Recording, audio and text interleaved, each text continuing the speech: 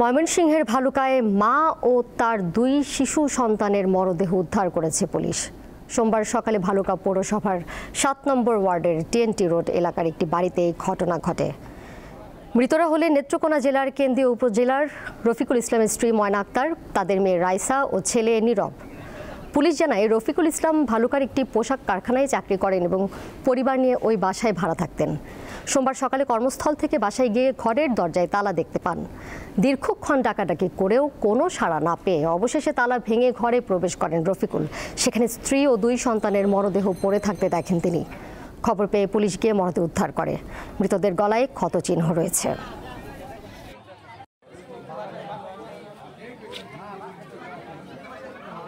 এ বিষয়ে আরও তথ্য জানাতে ময়মনসিংহ থেকে যুক্ত রয়েছেন সহকর্মী মাহমুদুল হাসান। মাহমুদুল, হত্যার ঘটনায় এখন পর্যন্ত কি কোনো মামলা হয়েছে? আর সন্দেহভাজন তালিকায় কে বা কারা রয়েছে এবং হত্যার মোটিভ কি, এই বিষয়ে কি পুলিশ কিছু জানিয়েছে? দোলা, আজকে সকালে এই তিনটি মরদেহ উদ্ধারের পরে কিন্তু পুলিশ তদন্তে নামে। আমরা কিছুক্ষণ আগেও জেলা পুলিশ সুপারের সাথে কথা বলেছিলাম। তিনি জানিয়েছেন যে এই ঘটনার পর থেকে ভিকটিমের যে দেবর রয়েছে, অর্থাৎ রফিকুল ইসলামের ছোট ভাই নজরুল ইসলাম, তিনি পলাতক রয়েছেন এবং পুলিশের ধারণা এবং যে ভিকটিমের স্বামী রফিকুল ইসলাম তিনি নিজেও ধারণা পোষণ করছেন যে তার ছোট ভাই নজরুল ইসলাম এই ঘটনা ঘটিয়ে থাকতে পারে এবং পুলিশ নজরুল ইসলাম যে কক্ষে থাকতেন সেখানে কিন্তু এই হত্যাকাণ্ডে ব্যবহৃত যে দা ছুরি সেগুলো কিন্তু এখান থেকে উদ্ধার করা হয়েছে।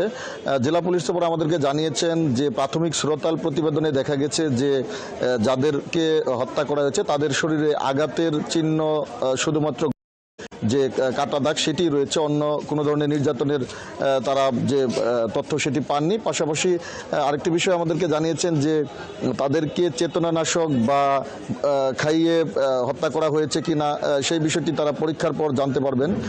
কিন্তু প্রাথমিকভাবে ধারণা করছেন যে আসলে ঘুমন্ত অবস্থায় আসলে তাদের এই গলা কাটা হয়েছে এবং তারা সেই নজরুল ইসলামকে গ্রেপ্তারের চেষ্টা চালাচ্ছেন। এবং নজরুল ইসলাম সম্পর্কে যদি একটু বলি, তার ভাই রফিকুল ইসলাম আমাদেরকে জানিয়েছেন যে গত ২.৫ মাস আগে তাকে জামিনে বের করা হয়েছিল। তিনি একটি হত্যা মামলা ২ বছর যাবৎ জেলখানায় ছিলেন এবং ২.৫ মাস আগে ৪০,০০০ টাকা খরচ করে তার ভাইকে তিনি ছাড়িয়ে এনে নিজ বাসায় থাকতে দিয়েছিলেন।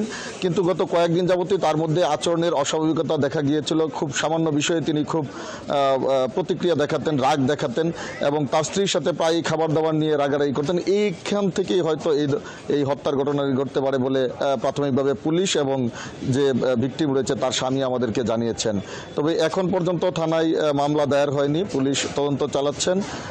লাশ ময়নাতদন্তের পরই আসলে হয়তো দাফন টাফন শেষ হলে হয়তো মামলা করবে বলে যে বাদী যিনি হবেন অর্থাৎ ভিকটিমের স্বামী তিনি আমাদেরকে জানিয়েছেন।